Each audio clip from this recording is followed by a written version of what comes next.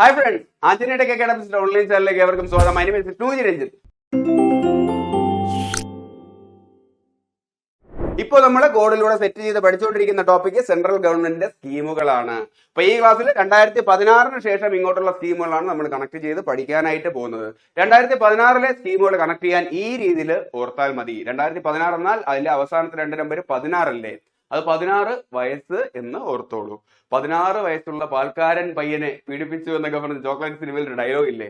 അതുപോലെ 16 വയസ്സുള്ള കൃഷിക്കാരൻ ഫസലിന്റെ കഥ വെച്ചിട്ടാണ് ആ വർഷം വന്നിട്ടുള്ള സ്കീമുകൾ നമ്മൾ കണക്ട് ചെയ്യാനായിട്ട് പോകുന്നത്. ഇങ്ങനെ ഓർത്തോളൂ, 16 വയസ്സുള്ള കൃഷിക്കാരൻ ഫസല് സ്റ്റാൻഡേർഡ് ആയിട്ടുള്ള ഒരു വ്യവസായം സ്റ്റാർട്ട് ചെയ്തു. ഉജ്ജ്വല വിജയം നേടിയപ്പോൾ ഉടനെ കല്യാണവും കഴിച്ചു. ഇതിലുണ്ട് നമുക്ക് 2016 പഠിച്ചിരിക്കേണ്ട എല്ലാ സ്കീമുകളും. 16 വയസ്സ് എന്നാൽ 2016 ആണ്. കൃഷിക്കാരൻ ഫസല് എന്നാൽ ഫസൽ യോജന, കൃഷിയുമായി ബന്ധപ്പെട്ട് അതിലെ വിളകൾക്ക് ഇൻഷുറൻസ് നൽകുന്ന സ്കീമാണ്.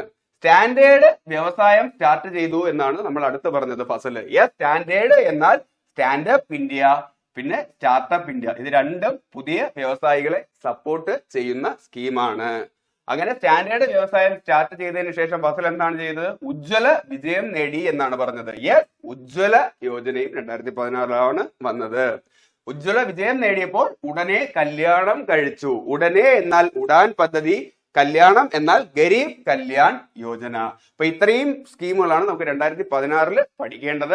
അപ്പൊ നമുക്ക് ഓരോന്നായിട്ട് പഠിക്കാം. അപ്പൊ ക്ലാസ്സിലേക്ക് കടക്കുന്നതിന് മുന്നേ ഞങ്ങൾ ചെയ്യുന്ന ക്ലാസ്സുകൾ നിങ്ങൾക്ക് ഇഷ്ടമായാൽ ലൈക്ക് ചെയ്യാനും ഷെയർ ചെയ്യാനും സബ്സ്ക്രൈബ് ചെയ്യാനും മറക്കരുത്. ഞങ്ങളുടെ ക്ലാസ്സുകൾ റെഗുലറായിട്ട് നിങ്ങളിലേക്ക് എത്തുവാനായിട്ട് ബെല്ലൈക്കണിൽ ക്ലിക്ക് ചെയ്യും. ഈ ക്ലാസ്സിലേക്ക് നോട്ട് വേണം എന്നുണ്ട് എങ്കിൽ ഡിസ്ക്രിപ്ഷനിൽ ഞാൻ ടെലഗ്രാം ചാനലിന്റെ ലിങ്ക് കൊടുത്തിട്ടുണ്ടാവും. അവിടെ ജോയിൻ ചെയ്തോളൂ, ഞാൻ അയച്ചേക്കാം. അത് മാത്രമല്ല, യൂട്യൂബിൽ അപ്ലോഡ് ചെയ്യാറുള്ള എല്ലാ വീഡിയോയുടെ ലിങ്ക് ഞാൻ അവിടെയും ഷെയർ ചെയ്യാറുണ്ട്. അപ്പൊ നിങ്ങൾക്ക് ക്ലാസ് മിസ്സാകത്തില്ല എങ്കിൽ ക്ലാസ്സിലേക്ക് കിടക്കാം.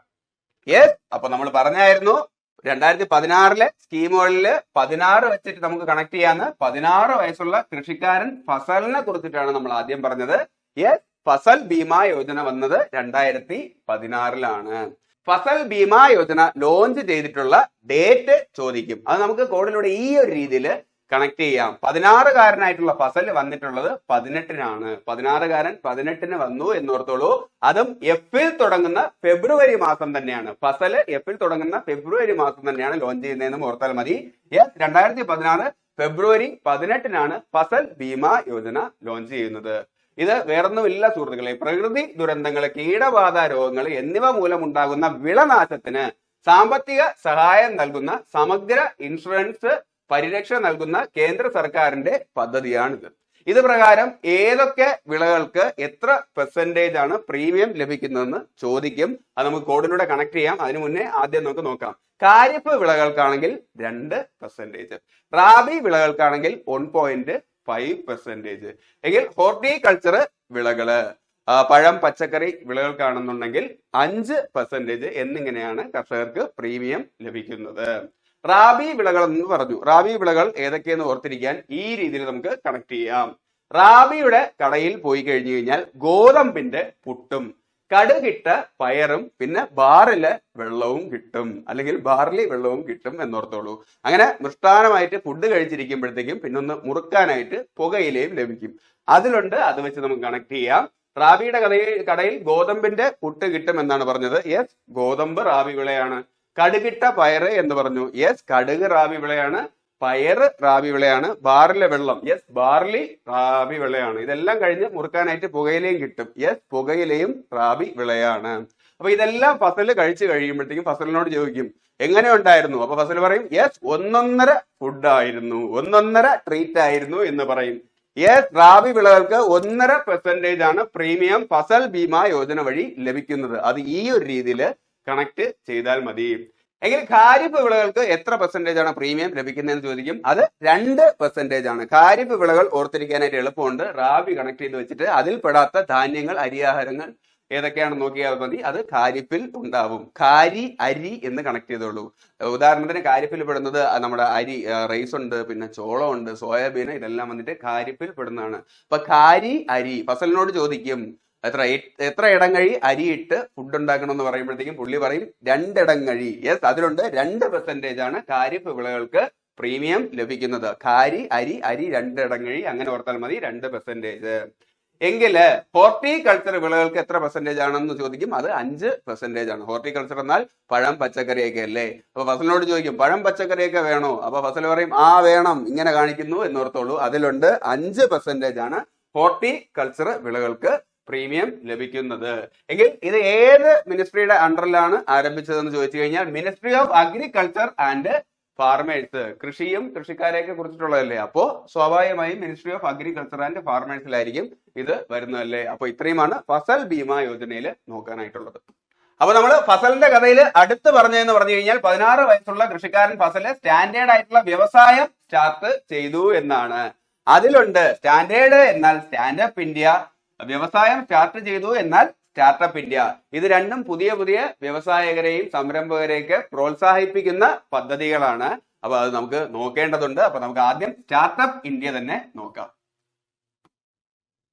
സ്റ്റാർട്ടപ്പ് ഇന്ത്യ ആരംഭിക്കുന്നത് 2016 ജനുവരി 16 അതും ഓർക്കാൻ എളുപ്പമുള്ളേ. 2016 16 തീയതി തന്നെയാണ് ആരംഭിക്കുന്നത്. അതും 1-ാം മാസമാണ് സ്റ്റാർട്ട് ചെയ്യുന്നത്. നമ്മൾ എല്ലാ കാര്യവും സ്റ്റാർട്ട് ചെയ്യുന്നത് ആദ്യം തുടക്കത്തിൽ തന്നെ ആയിരിക്കും അല്ലേ.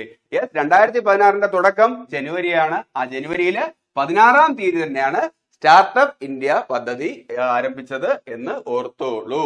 ഇത് വേറൊന്നുമല്ല, നൂതന ആശയങ്ങളുമായി വരുന്ന സംരംഭങ്ങളെ പ്രോത്സാഹിപ്പിക്കാനും ബാങ്ക് മൂല്യം, ധനസഹായം, നികുതി ഇളവുകള്, മറ്റ് സഹായങ്ങൾ എന്നിവ നൽകി രാജ്യത്തെ തൊഴിലവസരങ്ങൾ സൃഷ്ടിക്കാനുമാണ് ഈ പദ്ധതിയുടെ ഉദ്ദേശം.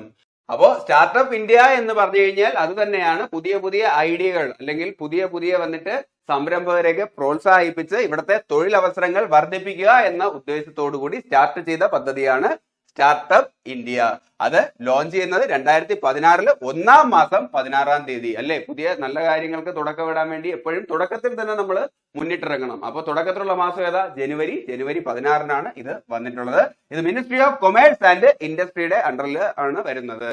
ഓക്കെ, അപ്പോ ന്യൂ ഇൻഡസ്ട്രി സ്റ്റാർട്ട് ചെയ്തു എന്ന് ഓർത്താൽ മതി. അപ്പൊ startup India ministry of commerce and ഇൻഡസ്ട്രിയുടെ അണ്ടറിലാണ് വരുന്നത്. എങ്കിൽ സ്റ്റാൻഡപ്പ് ഇന്ത്യ ലോഞ്ച് ചെയ്യുന്നത് 2016 ഏപ്രിൽ മാസം 5-ാം തീയതിയാണ്. നമ്മൾ സ്റ്റാൻഡ് ചെയ്തിട്ട് ഇങ്ങനെയല്ലേ കാണിക്കുന്നത്. യെസ്, സ്റ്റാൻഡപ്പ് എന്ന് പറയുമ്പോഴത്തേക്ക് ഇങ്ങനെ കാണിക്കുന്നു എന്ന് ഓർത്താൽ മതി. യെസ്, 5-ാം തീയതിയാണ് 2016 ഏപ്രിൽ 5-ാം തീയതിയാണ് സ്റ്റാൻഡപ്പ് ഇന്ത്യ സ്റ്റാർട്ട് ചെയ്യുന്നത്. ഇത് വേറൊന്നുമല്ല, പട്ടികജാതി പട്ടികവർഗ വിഭാഗത്തിൽപ്പെട്ടവർക്കും വനിതകൾക്കും പുതിയ സംരംഭങ്ങൾ ആരംഭിക്കുന്നതിനായിട്ട് 10 ലക്ഷം മുതൽ 1 കോടി രൂപ വരെ ബാങ്ക് വായ്പ ലഭ്യമാകുന്ന കേന്ദ്ര സർക്കാരിന്റെ പദ്ധതിയാണ്. സ്റ്റാർട്ടപ്പ് എന്ന് പറഞ്ഞു കഴിഞ്ഞാൽ എല്ലാ പുതിയ സംരംഭകരെയാണ് തേടുന്നത്. എന്നാൽ സ്റ്റാൻഡപ്പ് എന്ന് പറഞ്ഞു കഴിഞ്ഞാൽ പട്ടികജാതി പട്ടിക വർഗത്തിൽപ്പെട്ടവർക്കും വനിതകൾക്കുമാണ്. അവരെ സ്റ്റാൻഡ് ചെയ്യണം, ഉയർത്തിക്കൊണ്ടുവന്ന് അവരെ സംരംഭകരാക്കുക എന്ന ഉദ്ദേശത്തില് വന്ന കേന്ദ്ര സർക്കാരിന്റെ പദ്ധതിയാണ്. ഇതുമൂലം 10 ലക്ഷം മുതൽ 1 കോടി രൂപ വരെ വായ്പയും ലഭിക്കും എന്നോർത്തോളൂ. ഇതില് നിർമ്മാണം, സേവനം, വ്യാപാരം എന്നീ മേഖലകളിൽ സംരംഭത്വം പ്രോത്സാഹിപ്പിച്ച് 2016 ആരംഭിച്ച പദ്ധതിയാണ് സ്റ്റാൻഡപ്പ് ഇന്ത്യ. സ്റ്റാൻഡ് ചെയ്തിട്ട് ഇങ്ങനെ കൈ കാണിക്കും. യെസ്, 5-ാം തീയതി ഏപ്രിൽ 5-ാം തീയതി 2016 ഇത് ആരംഭിക്കുന്നത്. എങ്കിൽ ഇത് ഏത് മിനിസ്ട്രിയുടെ അണ്ടറിൽ എന്ന് ചോദിക്കും. അത് മിനിസ്ട്രി ഓഫ് ഫൈനാൻസ് പണം കൊടുത്തിട്ടാണ് എല്ലാവരെയും സ്റ്റാൻഡ് ചെയ്ത് ഉന്നതിയിലോട്ട് കൊണ്ടുവരുന്നത്. അപ്പോൾ ഫൈനാൻസിന്റെ അണ്ടറിൽ, മിനിസ്ട്രി ഓഫ് ഫൈനാൻസിന്റെ അണ്ടറിലാണ് ഇത് വരുന്നത് എന്നും ഓർത്താൽ മതി. എങ്കിൽ സ്റ്റാർട്ടപ്പ് പദ്ധതി വരുന്നത് മിനിസ്ട്രി ഓഫ് കൊമേഴ്സ് ആൻഡ് ഇൻഡസ്ട്രിയുടെ അണ്ടറിലാണ്. ന്യൂ ഇൻഡസ്ട്രി സ്റ്റാർട്ട് ചെയ്തു എന്ന രീതിയിൽ കണക്ട് ചെയ്യാനാണ് പറഞ്ഞത്. എങ്കിൽ ഇനി നമുക്ക് നോക്കേണ്ടത് ഉജ്ജ്വല യോജന, പ്രധാനമന്ത്രി ഉജ്ജ്വല യോജനയാണ്. അപ്പൊ നമുക്ക് കോഡിലേക്ക് വരാം. 16 വയസ്സുള്ള കൃഷിക്കാരൻ ഫസല് സ്റ്റാൻഡേർഡ് ആയിട്ടുള്ള വ്യവസായം സ്റ്റാർട്ട് ചെയ്തു എന്നാണ് പറഞ്ഞത്. അതിലൂടെ നമ്മൾ ഫസൽ ബീമ യോജന നോക്കി, സ്റ്റാൻഡപ്പ് ഇന്ത്യ നോക്കി, സ്റ്റാർട്ടപ്പ് ഇന്ത്യ നോക്കി. എന്നിട്ട് നമ്മൾ അടുത്ത് പറഞ്ഞ എന്താണ്? ആ വ്യവസായത്തിൽ അദ്ദേഹം ഉജ്ജ്വല വിജയമാണ് കൈവരിച്ചത്. യെസ്, അത് വെച്ചിട്ട് നമുക്ക് ഉജ്ജ്വല യോജനയിലേക്ക് വരാം. ഉജ്ജ്വല യോജന ആരംഭിക്കുന്നത് 2016 മെയ് 1-ാം തീയതി തൊഴിലാളി ദിനത്തിന്റെ അന്നാണ്. തൊഴിലാളി ദിനത്തിന്റെ അന്ന് തൊഴിലാളികളുടെ സപ്പോർട്ട് കൂടിയാണ് ഈ ഉജ്ജ്വലമായിട്ടുള്ള യോജന പാസ്സായത് എന്ന് കണക്ട് ചെയ്താൽ മതി. അപ്പൊ 2016 തൊഴിലാളി ദിനത്തിന്റെ അന്ന് സ്റ്റാർട്ടായത് ഏത്? ഉജ്ജ്വലമായി തൊഴിലാളികൾ പാസ്സാക്കി എന്ന് ഓർത്താൽ മതി. ഉജ്ജ്വല യോജന ദാരിദ്ര്യ രേഖയ്ക്ക് താഴെയുള്ള കുടുംബങ്ങളിലെ സ്ത്രീകൾക്ക് സൗജന്യ LPG കണക്ഷൻ നൽകുന്ന കേന്ദ്ര സർക്കാർ പദ്ധതിയാണ് ഉജ്ജ്വല യോജന. പ്രധാനമന്ത്രി ഉജ്ജ്വല യോജന പ്രകാരം പുകരഹിത അടുപ്പുകൾ ഉറപ്പാക്കി സ്ത്രീകളുടെ ആരോഗ്യം സംരക്ഷിക്കുക എന്നതാണ് ലക്ഷ്യം. അല്ലേ? ദാരിദ്ര്യരേഖയ്ക്ക് താഴെയുള്ള BPL കാർഡുള്ള ആൾക്കാർക്കാണ് ലഭിക്കുന്നത്. കാരണം എന്ന് പറഞ്ഞു കഴിഞ്ഞാൽ പല വീടുകളിലും ഗ്യാസ് കണക്ഷൻ ഒന്നും ഇല്ല എന്നുണ്ടെങ്കിൽ ഈ പുകയെടുപ്പിലൊക്കെ ഊതി സ്ത്രീകൾക്ക് ശ്വാസകോശപരമായിട്ടുള്ള അസുഖങ്ങൾ കൂടി തുടങ്ങി. അപ്പൊ അത് ഒഴിവാക്കാനാണ് ഈ പദ്ധതി കൊണ്ടുവന്നു എന്ന് ഓർത്താൽ മതി. അപ്പൊ സ്ത്രീകൾക്ക് വന്നിട്ട് ഇനി ശ്വാസകോശപരമായിട്ടുള്ള ഒരു അസുഖവും വരരുത് എന്ന് പറഞ്ഞ് ഉജ്ജ്വല യോജന തൊഴിലാളി ദിനത്തിന്റെ അന്ന് തൊഴിലാളികളുടെ സപ്പോർട്ടോടുകൂടി ആരംഭിച്ചു എന്ന് ഓർത്താൽ മതി. ഇത് വരുന്നത് ministry of petroleum and natural ഗ്യാസിന്റെ അണ്ടറിലാണ്. കാരണം ഗ്യാസ് സിലിണ്ടറാണ്, പുകരഹിത അടുപ്പുകളും പിന്നെ ഗ്യാസ് കണക്ഷനുമാണ് നൽകുന്നത് അല്ലേ? അപ്പൊ സ്വാഭാവികമായിട്ടും ഗ്യാസ്, പെട്രോൾ അത് വെച്ചിട്ടൊക്കെ നമുക്ക് കണക്ട് ചെയ്യാം. Ministry of petroleum and natural ഗ്യാസിന്റെ അണ്ടറിലാണ് ഈ പദ്ധതി വരുന്നത് എന്നും ഓർത്തോളൂ. എങ്കിൽ ഇനി നമുക്ക് നോക്കേണ്ടത് ഉഡാൻ പദ്ധതി. ഉജ്ജ്വല വിജയം നേടിയ ശേഷം അദ്ദേഹം ഉടനെ കല്യാണം കഴിച്ചു എന്നാണ് പറഞ്ഞത്. അതിലുണ്ട് ഉടനെ എന്നാൽ ഉഡാൻ. ഇത് ഉഡാൻ ലോഞ്ച് ചെയ്യുന്നത് ഒക്ടോബറിലാണ് എന്ന് ഓർത്തോളൂ. 2016 ഒക്ടോബറിൽ ഉഡാൻ ലോഞ്ച് ചെയ്തു. ഉഡാൻ പദ്ധതി എന്ത് എന്നാൽ രാജ്യത്തെ സാധാരണക്കാർക്ക് കുറഞ്ഞ നിരക്കിൽ വിമാനയാത്ര സാധ്യമാക്കുന്നതിനായി കേന്ദ്ര സർക്കാർ ആവിഷ്കരിച്ച റീജിയണൽ കണക്ടിവിറ്റി പദ്ധതിയാണ് ഉഡാൻ. 2016 ആരംഭിച്ച ഈ പദ്ധതി പ്രവർത്തനക്ഷമമല്ലാത്ത എയർപോർട്ടുകൾ ബന്ധിപ്പിക്കാനും പ്രാദേശിക വിമാന യാത്ര പ്രോത്സാഹിപ്പിക്കാനും ലക്ഷ്യമിടുന്നു. അപ്പോൾ ഈ പദ്ധതി വന്നതിന് ശേഷം സാധാരണക്കാർക്ക് ഉടനെ പറക്കാൻ കഴിഞ്ഞു എന്ന് ഓർത്താൽ മതി. അപ്പോ സാധാരണക്കാർക്ക് കുറഞ്ഞ നിരക്കിൽ വന്നിട്ട് വിമാനയാത്ര, മുകളിൽ പറക്കാനുള്ള സൗകര്യം ഉഡാൻ മൂലം ഉണ്ടായി. ഉടനെ പറക്കാൻ പറ്റി എന്ന് ഓർത്താൽ മതി. സൂര്യാരിപ്പൊട്ട് സിനിമ കണ്ടിട്ടില്ലേ? അതിലെ സൂര്യയുടെ ക്യാരക്ടർ ഇങ്ങനെയാണ്. അദ്ദേഹത്തിന്റെ സ്വപ്നം എന്ന് പറഞ്ഞു കഴിഞ്ഞാൽ പുതിയൊരു വിമാന കമ്പനി വിമാനങ്ങളൊക്കെ ലോഞ്ച് ചെയ്ത് സാധാരണക്കാർക്ക് കുറഞ്ഞ നിരക്കിൽ വന്നിട്ട് യാത്ര ചെയ്യാനുള്ള സൗകര്യം ഒരുക്കി കൊടുക്കുക. അപ്പൊ ആ കഥ വെച്ചിട്ട് ഉഡാൻ പദ്ധതി ആലോചിച്ചാൽ മതി. ഉടനെ പറക്കാൻ ഉഡാൻ എന്ന് ഓർത്തോളൂ. ഇത് മിനിസ്ട്രി ഓഫ് സിവിൽ ഏവിയേഷന്റെ അണ്ടറിലാണ് വരുന്നത് അല്ലെ? ഫ്ലൈറ്റ്, വിമാനവുമായിട്ട് ബന്ധപ്പെട്ടതൊക്കെ വന്നിട്ട് സിവിൽ ഏവിയേഷന്റെ അണ്ടറിലായിരിക്കും സ്വാഭാവികമായിട്ടും വരുന്നത്. എങ്കിൽ ഉഡാന്റെ ഫുൾ ഫോം എന്ന് പറഞ്ഞു കഴിഞ്ഞാൽ ഉഡേ ദേശ് കാ ആം നാഗരിക് എന്നാണ് എന്നും ഓർത്തോളൂ. എങ്കിൽ അടുത്ത് നമുക്ക് നോക്കേണ്ടതാണ് പ്രധാനമന്ത്രി ഗരീബ് കല്യാൺ യോജന. നമ്മൾ കോഡിൽ പറഞ്ഞു ഉജ്ജ്വല വിജയം നേടിയതിനു ശേഷം ഉടനെ കല്യാണം കഴിച്ചു എന്നാണ്. അതിൽ ഉജ്ജ്വല നോക്കി, ഉടനെ എന്നാൽ ഉഡാനാണ്, അതും നോക്കി. ഇനി കല്യാണവുമായിട്ട് ബന്ധപ്പെട്ട യോജനയാണ്. അത് കല്യാണവുമായിട്ട് ബന്ധപ്പെട്ടതല്ല എങ്കിലും നമുക്ക് ജസ്റ്റ് കോഡിലേക്കായി അങ്ങനെ ഓർത്തു വെക്കാൻ. പ്രധാനമന്ത്രി ഗരീബ് കല്യാൺ യോജന. അപ്പൊ ഇത് ആരംഭിച്ച് ഡേറ്റ് ചോദിക്കും. അത് ഡിസംബർ 16, 2016 ആണ്. അപ്പൊ ഫസല് കല്യാണം കഴിച്ചപ്പോഴത്തേക്കും അവസാനത്തെ മാസമായില്ലേ? ബിസിനസ് സ്റ്റാർട്ട് ചെയ്ത് ആ വർഷം അവസാനമാണ് ഫസല് കല്യാണം കഴിച്ചത്. അതും 16-ാം തീയതിയാണ് എന്നോർത്തോളൂ. 2016 16-ാം തീയതി അവസാന മാസം ഡിസംബർ 16-ന് ഫസലിന്റെ കല്യാണവും നടന്നു. ഇത് എന്ത് എന്നാൽ ഒന്നുമില്ല, പൂഴ്ത്തി വെച്ചിട്ടുള്ള കള്ളപ്പണം പുറത്തു കൊണ്ടുവരാനായിട്ട് ഗവൺമെന്റ് ലക്ഷ്യമിട്ട പദ്ധതിയാണ്. ഫസല് പെട്ടെന്നാണ് ബിസിനസ്മാൻ ആയത്. അങ്ങനെ കല്യാണത്തിന്റെ അന്ന് കള്ളപ്പണം പൊക്കി എന്നും ഓർത്താൽ മതി. ഇത് വരുന്നത് 2016 ഡിസംബർ 16 ആണ്. അതിനൊരു പ്രത്യേകതയുണ്ട്. 2016 നവംബർ 16-നാണ് നോട്ട് നിരോധനമൊക്കെ കൊണ്ടുവന്നതല്ലേ? അപ്പൊ അത് കഴിഞ്ഞ് കൃത്യം ഒരു മാസം കഴിഞ്ഞിട്ടാണ് പ്രധാനമന്ത്രി ഗരീബ് കല്യാൺ യോജന വരുന്നത്. ഇത് പ്രകാരം എല്ലായിടത്തും പറയാണ് 500-ന്റെ 1000-ന്റെ ഒക്കെ പഴയ നോട്ടൊക്കെ നിരോധിച്ചു. ഇനി നിങ്ങൾ പൈസ പൂഴ്ത്തി വച്ചിട്ടുണ്ട് എന്നുണ്ടെങ്കിൽ അത് മര്യാദയ്ക്ക് കൊണ്ടുവന്ന് ബാങ്കിൽ കൊണ്ടുവന്ന് സറണ്ടർ ചെയ്യുന്നതാണ് നിങ്ങൾക്ക് നല്ലത്. ഇപ്പൊ കൊണ്ടുവരികയാണെന്നുണ്ടെങ്കിൽ ചെറിയ ഫൈനിലൊക്കെ കാര്യം തീരും. അല്ല എന്നുണ്ടെങ്കിൽ അതിൽ ഒന്നിനും ഗുണമില്ലാതെ പോകും എന്ന് പറഞ്ഞു എന്ന് ഓർത്താൽ മതി. ഇപ്പൊ പ്രധാനമന്ത്രി ഗരീബ് കല്യാൺ യോജന ഫസലിന്റെ കല്യാണത്തിന്റെ അന്ന് പൂഴ്ത്തി വെച്ച കള്ളപ്പണം പൊക്കി എന്ന് ഓർത്താൽ മതി. ഈ പൈസയൊക്കെ കൊണ്ടുവന്നിട്ട് അവർ സറണ്ടർ ചെയ്യുന്നു എന്നുണ്ടെങ്കിൽ അവർക്ക് വന്നിട്ട് നിർബന്ധിത നിക്ഷേപം ഉണ്ടാകും. ആ തുകയുടെ 25% 4 വർഷത്തേക്ക് പലിശ ഇല്ലാതെ നിർബന്ധമായിട്ട് ബാങ്കുകളിൽ നിക്ഷേപിക്കും. എങ്കിൽ സറണ്ടർ ചെയ്യാതെയാണ് ഗവൺമെന്റ് പൊക്കുക എന്നുണ്ടെങ്കിൽ വെളിപ്പെടുത്താത്ത വരുമാനത്തിന്റെ ഏകദേശം 50% തുക നികുതിയായും പിഴയായും ഈടാക്കി എന്നും ഓർത്തോളൂ. ഇങ്ങനെ സറണ്ടർ ചെയ്യുന്നവർക്ക് നിയമപരമായിട്ടുള്ള പരിരക്ഷയും നൽകി. വരുമാനം സ്വമേധയാ വെളിപ്പെടുത്തുന്നവർക്ക് പ്രോസിക്യൂഷൻ നടപടികളിൽ നിന്നും സർക്കാർ ഇളവ് നൽകി. ഇങ്ങനെ ലഭിക്കുന്ന പണം പാവപ്പെട്ടവരുടെ ക്ഷേമ പ്രവർത്തനങ്ങൾക്കായിട്ട് ഉപയോഗിക്കണം എന്നുള്ളതായിരുന്നു ഈ പദ്ധതിയുടെ ലക്ഷ്യം എന്നും ഓർത്തോളൂ. അപ്പോ ഇത് ലോഞ്ച് ചെയ്തിട്ടുള്ള ഡേറ്റ് ചോദിക്കും. അത് 2016 ഡിസംബർ 16 ആണ്. നോട്ട് നിരോധനം ഞാൻ നേരത്തെ പറഞ്ഞത് മാറിപ്പോയി. 2016 നവംബർ 8-നാണ് നോട്ട് നിരോധനം. അതും കഴിഞ്ഞ് ഒരു മാസം കഴിഞ്ഞ് 8 ദിവസവും കഴിഞ്ഞ് 2016 ഡിസംബർ 16-നാണ് പ്രധാനമന്ത്രി ഗരീബ് കല്യാൺ യോജന വരുന്നത് എന്നും ഓർത്തോളൂ. ഇതിനൊരു ടൈം പീരീഡ് ഉണ്ടായിരുന്നു. 2016 ഡിസംബറിൽ വന്ന ഈ പദ്ധതി 2017 മാർച്ച് 31 എല്ലാവരും കാശ് സറണ്ടർ ചെയ്യണം എന്നാണ് പറഞ്ഞത് എന്നും ഓർത്താൽ മതി. എങ്കിലും 2016 നമുക്ക് നോക്കേണ്ട മറ്റൊരു ഇമ്പോർട്ടന്റ് ആയിട്ടുള്ള പദ്ധതിയാണ് പ്രധാനമന്ത്രി ആവാസ് യോജന ഗ്രാമീണ്. കഴിഞ്ഞ ക്ലാസ്സിൽ നമ്മൾ നോക്കിയായിരുന്നു 2015 ജൂൺ 25 പ്രധാനമന്ത്രി ആവാസ് യോജന അർബൻ വന്നത്. അർബൻ ഏരിയയിൽ 25 വയസ്സുകാരനായിട്ടുള്ള ജോണിന് വീട് വെച്ച് കൊടുത്തു എന്നാണ് പറഞ്ഞത്. ആ ക്ലാസ് കണ്ടിട്ടില്ല എന്നുണ്ടെങ്കിൽ ഫസ്റ്റ് പാർട്ടുണ്ട് കാണൂ. അപ്പൊ 2016 ഏപ്രിൽ 1 ഗ്രാമത്തിലുള്ള എല്ലാവർക്കും പ്രധാനമന്ത്രി വീട് വെച്ചു കൊടുത്തത്. അപ്പൊ ഗ്രാമത്തിലുള്ള എല്ലാവരും പറഞ്ഞു, ഞങ്ങൾ ഏപ്രിൽ ഫൂൾ ആക്കുകയാണോ? യെസ്, ഏപ്രിൽ 1 ഇത് വരുന്നത്. അപ്പൊ പറഞ്ഞു അല്ല 2024 എല്ലാവർക്കും, ഗ്രാമത്തിലുള്ള എല്ലാവർക്കും ഭവനം എന്നുള്ളതാണ് ഈ പദ്ധതിയുടെ ലക്ഷ്യം. യെസ്, ഹൗസിംഗ് ഫോർ ആള് അല്ലെ, 2024 എല്ലാവർക്കും വീട് വയ്ക്കുക എന്നുള്ളതാണ് ഈ പദ്ധതിയുടെ ലക്ഷ്യം എന്നും പറഞ്ഞു എന്നാണ് പറഞ്ഞത്. ഇത് BPL കാർഡുള്ളവർക്കാണ് ഇത് മൂലം വന്നിട്ട് ഇതിന്റെ ആനുകൂല്യം ലഭിക്കുന്നത് എന്നും ഓർത്തോളൂ. അപ്പൊ ഇനി നമുക്ക് നോക്കാനുള്ളത് 2017 സ്കീമുകളാണ്. അപ്പൊ 2017 സ്കീമുകൾ ഞാൻ കണക്ട് ചെയ്ത് വെച്ചിട്ടുള്ളത് 17ാമത്തെ വയസ്സിൽ +2 പഠിക്കുമ്പോൾ ഞാൻ ചെയ്തു വെച്ചിട്ടുള്ള കുറച്ച് വേലത്തരം വെച്ചിട്ടാണ് ഞാൻ ഈ വർഷത്തെ സ്കീമൊക്കെ കണക്ട് ചെയ്യുന്നത്. എന്തെന്ന് ഞാൻ പറയാം. ഞാൻ +2 പഠിക്കുന്ന സമയത്ത് സ്കൂളിലോട്ട് പോകുന്നതിന് മുന്നേ ഞാൻ ആദ്യം ചെയ്യുന്ന പരിപാടി, മാതാവ് പിതാവൊക്കെ ഉണ്ടെന്നുണ്ടെങ്കിൽ മെയിനായിട്ട് മാതാവിന് ഒരു വന്ദനം വെക്കും. എന്നിട്ട് വീട്ടിൽ വയസ്സായ അമ്മൂമ്മയൊക്കെ ഉണ്ട്. അപ്പൊ വയസ്സായ അമ്മൂമ്മയ്ക്കും ഞാൻ വന്ദനം വെച്ചിട്ടായിരിക്കും ഞാൻ സ്കൂളിലോട്ട് പോകുന്നത്. എന്തെടുത്തില്ല എന്നുണ്ടെങ്കിലും, ബാഗിൽ ബുക്ക് എടുത്തിട്ടില്ല എന്നുണ്ടെങ്കിലും എന്റെ ബാഗിനുള്ളിൽ എനിക്ക് ആവശ്യത്തിനുള്ള ന്യൂട്രീഷനുള്ള ഫുഡും കൊണ്ടാണ് ഞാൻ സ്കൂളിലോട്ട് പോകുന്നത്. അപ്പൊ ഇത്രയും കാര്യം മനസ്സിൽ വെക്കുക.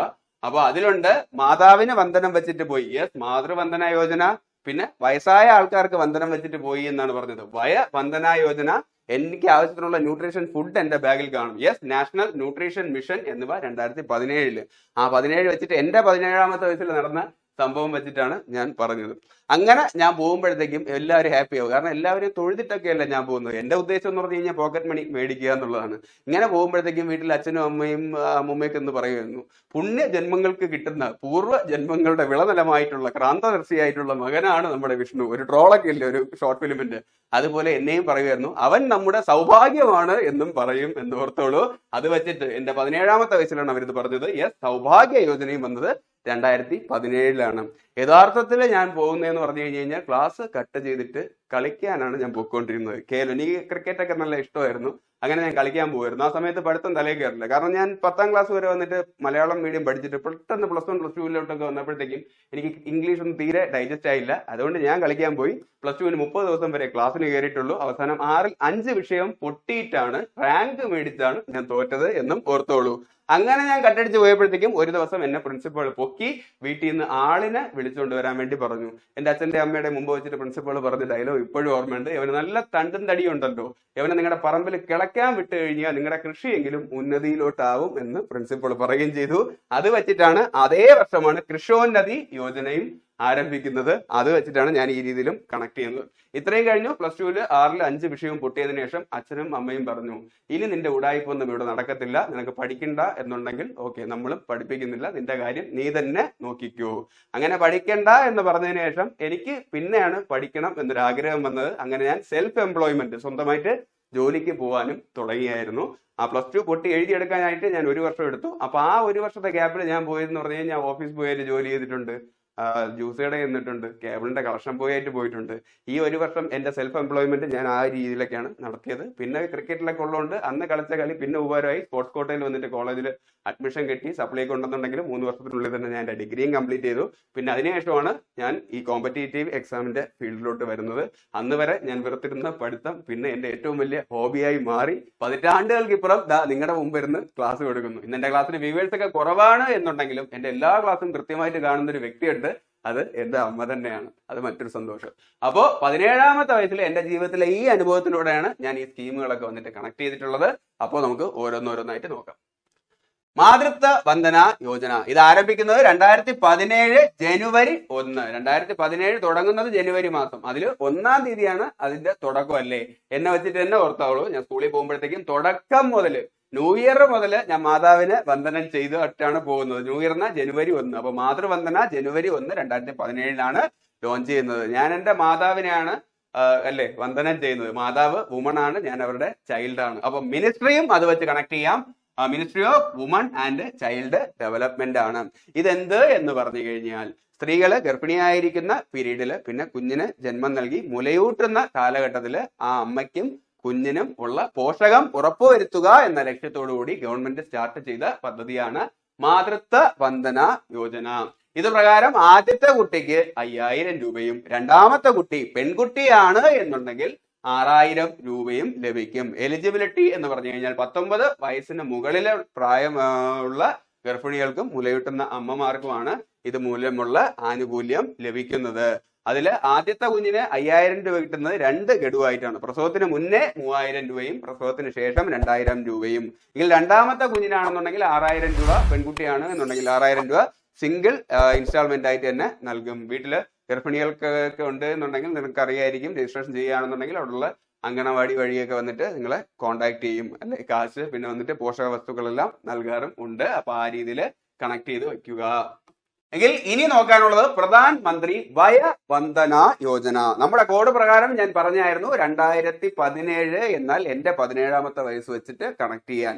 എന്റെ 17ാമത്തെ വയസ്സിൽ ഞാൻ സ്കൂളിൽ പോകുന്നതിന് മുന്നേ ആദ്യം മാതാവിനെ എന്താണ് വന്ദനം ചെയ്യും, മാതൃവന്ദനം നമ്മൾ നോക്കി.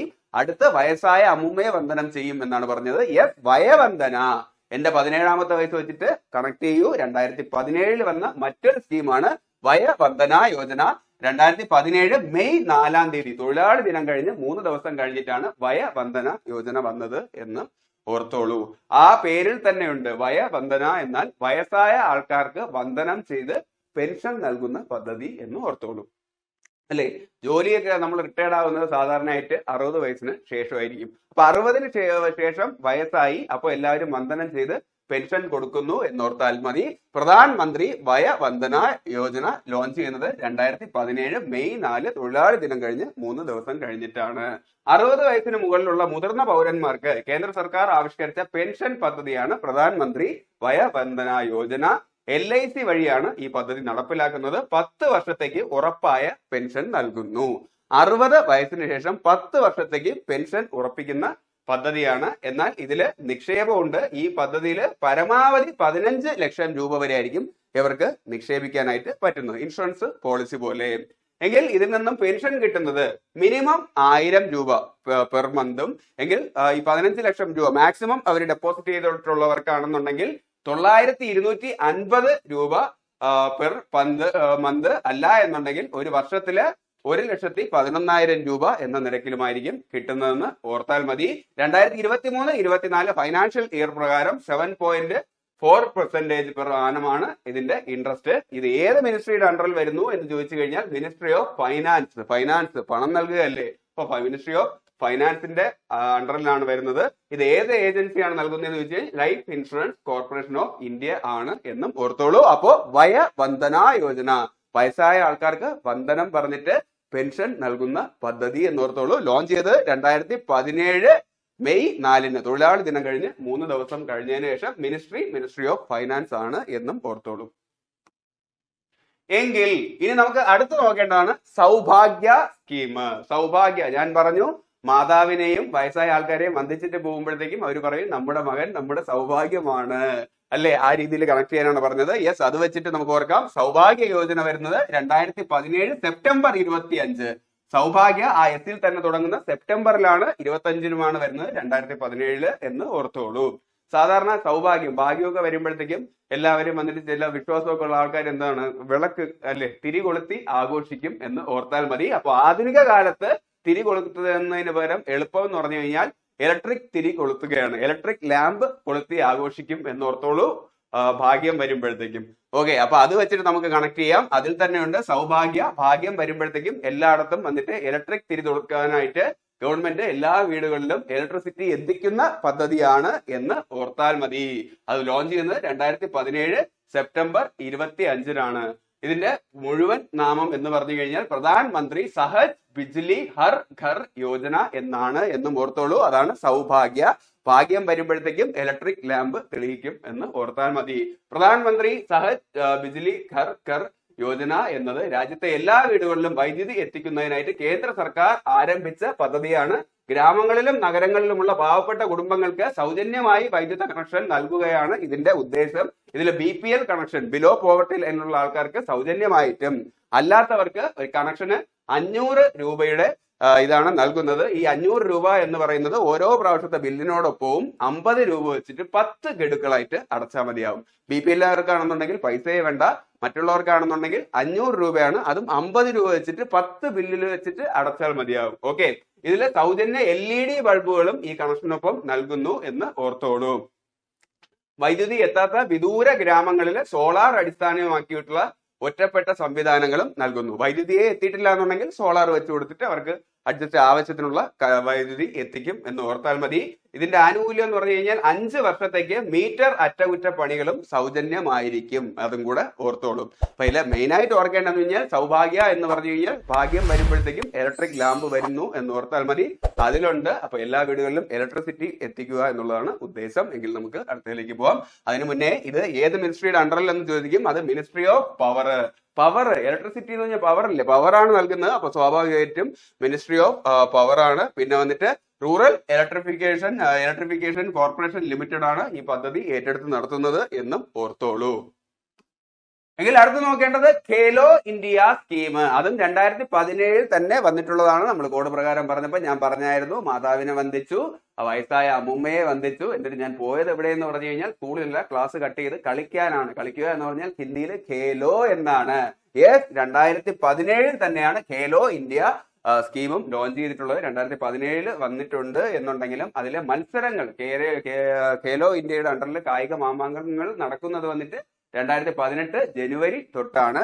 അതിൽ ആദ്യത്തെ ടൂർണമെന്റിൽ വിജയിയായത് വന്നിട്ട് ഹരിയാന ആണ് എന്നും ഓർത്തോളൂ. ഹരിയും ആനയും വന്നിട്ട് ഖേലോ ഇന്ത്യയിലെ ആദ്യത്തെ കായിക മാമാങ്കത്തിന് വിജയിച്ചു എന്ന് ഓർത്താൽ മതി. ഇതിന്റെ ഉദ്ദേശം എന്ത് എന്ന് പറഞ്ഞു കഴിഞ്ഞാൽ ഇന്ത്യയിലെ കായിക സംസ്കാരം ഗ്രാസ് റൂട്ട് തലത്തിൽ മെച്ചപ്പെടുത്തുന്നതിനായി കേന്ദ്ര സർക്കാർ ആവിഷ്കരിച്ച ദേശീയ പദ്ധതിയാണ് ഖേലോ ഇന്ത്യ. ഗ്രാസ് റൂട്ട്, ഗ്രാമങ്ങളിൽ ഉൾപ്പെടെ എല്ലായിടവും പോയി ഗ്രാസ് റൂട്ടിൽ നിന്നും നല്ല ടാലന്റ് ഉള്ള കായിക താരങ്ങളെ തിരഞ്ഞെടുത്ത് രാജ്യത്തിന് വേണ്ടി മെഡലിനൊക്കെ വേണ്ടിയിട്ട് അവരെ സജ്ജമാക്കുക എന്ന ഉദ്ദേശത്തോടു കൂടിയാണ് തുടങ്ങിയത് എന്ന് ഓർത്താൽ മതി. 2017-18 ആരംഭിച്ച ഈ പരിപാടി ഗ്രാമീണ കായിക പ്രതിഭകളെ കണ്ടെത്തുന്നതിനും അവർക്ക് മികച്ച പരിശീലനവും അടിസ്ഥാന സൗകര്യങ്ങളും നൽകുന്നതും ലക്ഷ്യമിടുന്നു.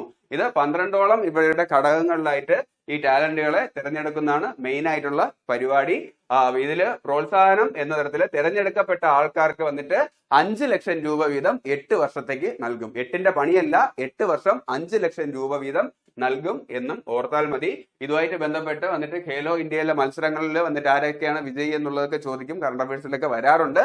അപ്പൊ ആദ്യത്തെ ടൂർണമെന്റിൽ ജയിച്ചിട്ടുള്ളത് ആര് എന്ന് ചോദിച്ചു കഴിഞ്ഞാൽ അത് ഹരിയാനയാണ് എന്ന് ഓർത്താൽ മതി. ഹരിയും ആനയും. ഓക്കെ, അത് സ്കൂൾ തലത്തില് യൂണിവേഴ്സിറ്റി തലത്തിലൊക്കെ നടക്കാറുണ്ട് ഈ മത്സരങ്ങൾ. ഓക്കെ അല്ലേ? ഇതിന്റെ മിനിസ്ട്രി ഏത് എന്ന് ചോദിക്കും. അത് ministry of youth affairs and sports ആണ് എന്നും ഓർത്തോളൂ. അല്ലെ, യൂത്തുകളല്ലേ സ്പോർട്സിലേക്ക് തിരഞ്ഞെടുക്കുന്നത്. അപ്പൊ അത് വെച്ചിട്ട് ministry of youth affairs and sports ആണ് എന്ന് ഓർത്താൽ മതി. ഇതിൽ അടുത്ത് നോക്കേണ്ടത് കൃഷോന്നതി യോജന. അത് 2017 ഞാൻ പറഞ്ഞു, അങ്ങനെ കളിച്ച് നടന്നപ്പോഴത്തേക്കും സ്കൂളില് പൊക്കി അല്ലെ, പ്രിൻസിപ്പൾ അച്ഛനെയും അമ്മയും വിളിച്ചിട്ട് വരാനായിട്ട് പറഞ്ഞു.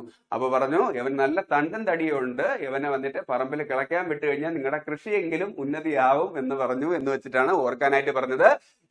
കൃഷോന്നതി 2017-18 കാലത്തിലും 18-19 കാലഘട്ടത്തിലുമായിട്ട് നടപ്പാക്കുക എന്ന ലക്ഷ്യത്തോടു കൂടി വന്ന സ്കീമാണ്. ഇതൊരു അംബ്രല്ല സ്കീമാണ്, ഒരു കുട പദ്ധതി എന്ന് പറയും അല്ലെ. മുന്നേ ഉണ്ടായിരുന്ന കൃഷിയുമായിട്ട് ബന്ധപ്പെട്ട കുറച്ച് സ്കീമുകളെല്ലാം ഒരു കുടക്കീഴിൽ കൊണ്ടുവന്ന 2017 കാലഘട്ടത്തിൽ ആരംഭിച്ച പദ്ധതിയാണ് കൃഷോന്നതി യോജന എന്ന് ഓർത്തോളൂ.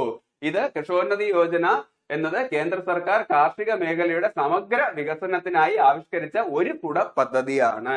കർഷകരുടെ വരുമാനം വർദ്ധിപ്പിക്കുക, ശാസ്ത്രീയ കൃഷിരീതികൾ പ്രോത്സാഹിപ്പിക്കുക, കാർഷിക അനുബന്ധ മേഖലകളെ ശക്തിപ്പെടുത്തുക എന്നിവയാണ് ഈ പദ്ധതിയുടെ ലക്ഷ്യം എന്ന് ഓർത്തോളൂ. ഇതിന്റെ ഉദ്ദേശം വിള ഉൽപാദനം വർദ്ധിപ്പിക്കുക. പലതരത്തിലുള്ള പുതിയ നൂതന വിളകളൊക്കെ വന്നിട്ടുണ്ടല്ലേ, അതൊക്കെ വെച്ചിട്ട് ഈ ഉൽപാദനം വർദ്ധിപ്പിക്കുക. പിന്നെ ഇതിന്റെ വിപണനം മെച്ചപ്പെടുത്തുക.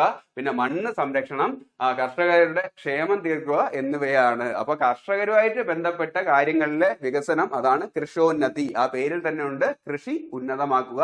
2017 കാലഘട്ടത്തിലാണ് വന്നത് എന്ന് ഓർത്താൽ മതി. എങ്കിൽ ഇനി അടുത്ത് നോക്കേണ്ടതാണ് Garib Nawaz employment scheme. Nawaz employment scheme ഞാൻ പറഞ്ഞായിരുന്നു, അങ്ങനെ പ്ലസ് ടു ഒക്കെ പൊട്ടിയതിനു ശേഷം വീട്ടിൽ നിന്ന് ഇനി സ്വന്തം കാര്യം നോക്കിക്കോ എന്ന് പറഞ്ഞപ്പോഴത്തേക്കും എനിക്ക് സെൽഫ് എംപ്ലോയ്മെന്റ് നോക്കേണ്ടി വന്നു. അപ്പൊ അത് വെച്ചിട്ട് ഓർത്താൽ മതി. അതുപോലെ തന്നെയാണ് ഗരീബ് നവാസ് എംപ്ലോയ്മെന്റ് സ്കീം എന്നും ഓർത്തോളൂ. ഇതും വരുന്നത് 2017-18 കാലഘട്ടത്തിലാണ് എന്ന് ഓർത്താൽ മതി.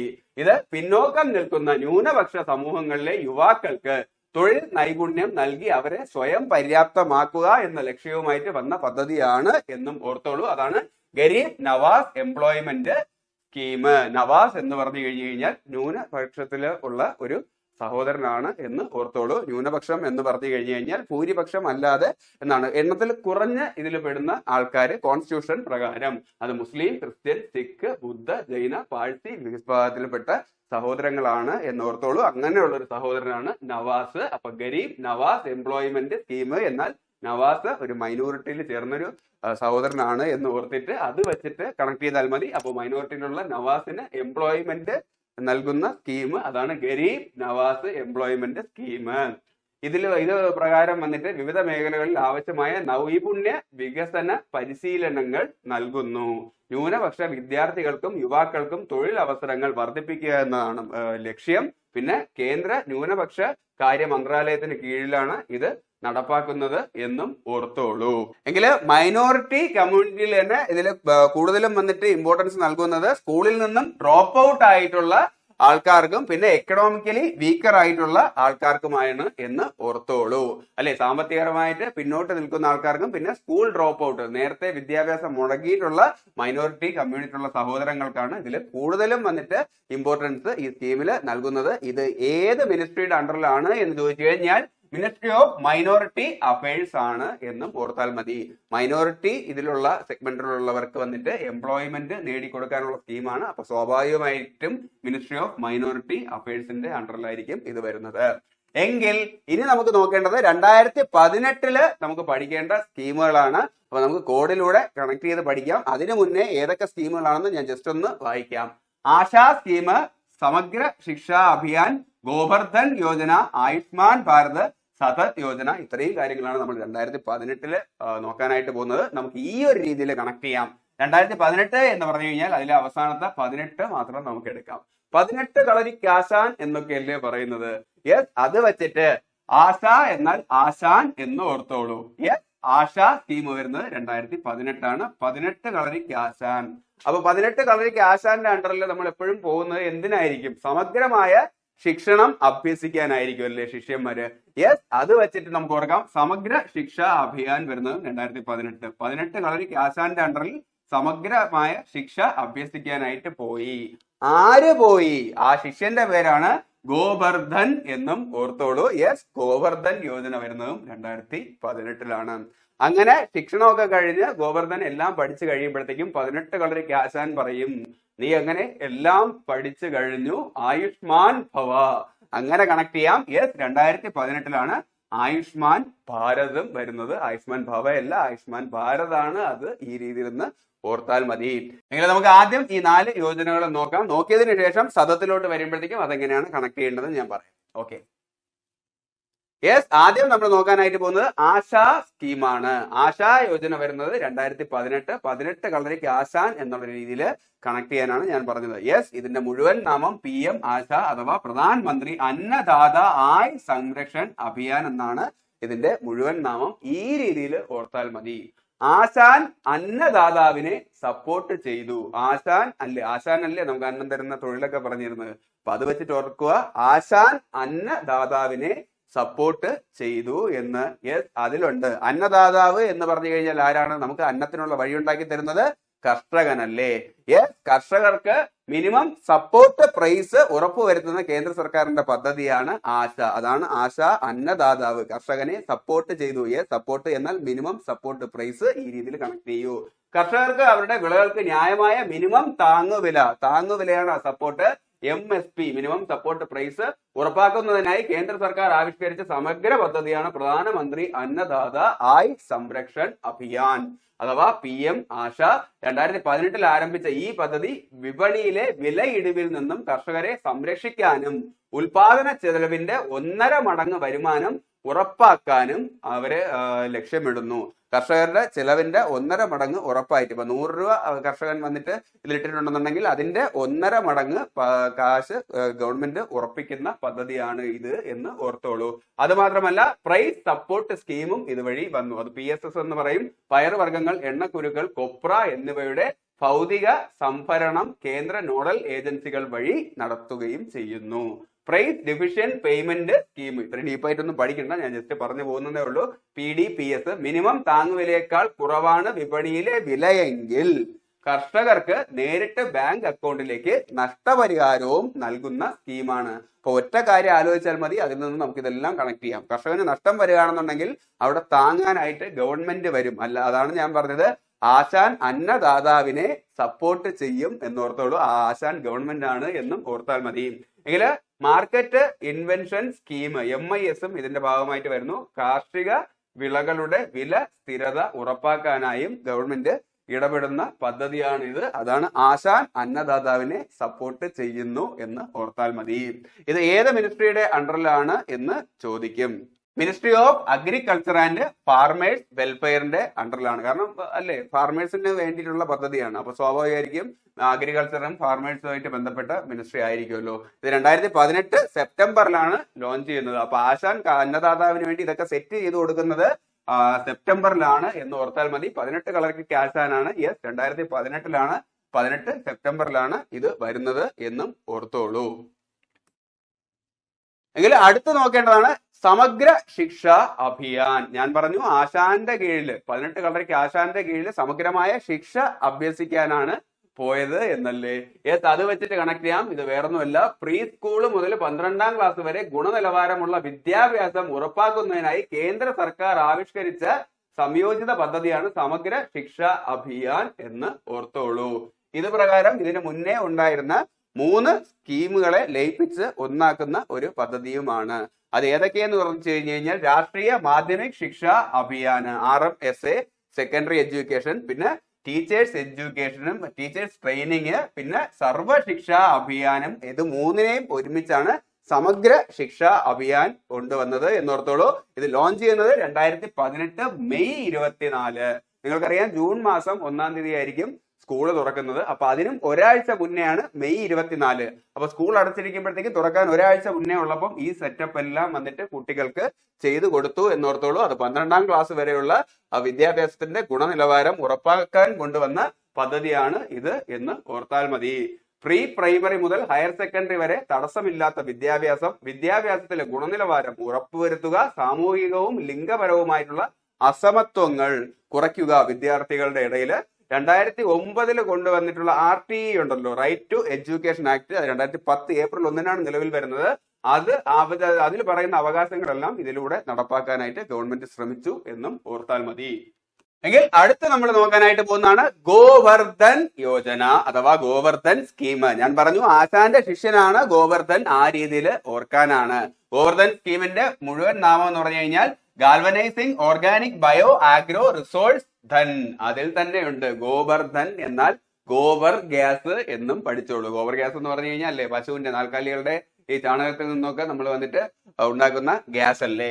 യെസ്, 2018 ഈ പദ്ധതിയും വന്നിട്ട് ലോഞ്ച് ചെയ്യുന്നത്. ഒന്നുമില്ല, കന്നുകാലി മാലിന്യങ്ങളും മറ്റ് ജൈവ മാലിന്യങ്ങളും ഉപയോഗിച്ച് ബയോഗ്യാസും ജൈവവളങ്ങളും ഉൽപ്പാദിപ്പിച്ച് ഗ്രാമീണ മേഖലയിലെ ശുചിത്വം ഉറപ്പാക്കാനും വരുമാനം വർദ്ധിപ്പിക്കാനും കേന്ദ്ര ജൽശക്തി മന്ത്രാലയം നടപ്പിലാക്കിയ പദ്ധതിയാണ് ഗോബർധൻ.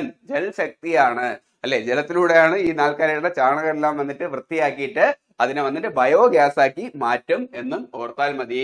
ഇത് സ്വച്ഛ് ഭാരത് മിഷന്റെ 2ാം ഘട്ടത്തിന്റെ ഭാഗമാണ് ഈ പദ്ധതി അല്ലെ. ജലത്തിലൂടെ ഇതെല്ലാം വൃത്തിയാകുമ്പോഴത്തേക്കും സ്വച്ഛ് ഭാരതം അല്ലെ വൃത്തിയുള്ള ഇതും വരും എന്ന് ഓർത്താൽ മതി. ആദ്യത്തെ ക്ലാസ്സിൽ ഞാൻ പറഞ്ഞായിരുന്നു സ്വച്ഛ് ഭാരത് സ്കീം വരുന്നത് 2014 PM മോഡി അധികാരത്തിലേറുന്ന അതേ വർഷം ഗാന്ധി ജയന്തി അന്നാണ് വരുന്നത്. ഒക്ടോബർ 2-ന് എങ്കിൽ ആ പദ്ധതിയുടെ രണ്ടാം ഘട്ടവുമായിട്ട് ബന്ധപ്പെട്ടാണ് ഗോവർദ്ധൻ പദ്ധതി എന്നും ഓർത്തോളൂ.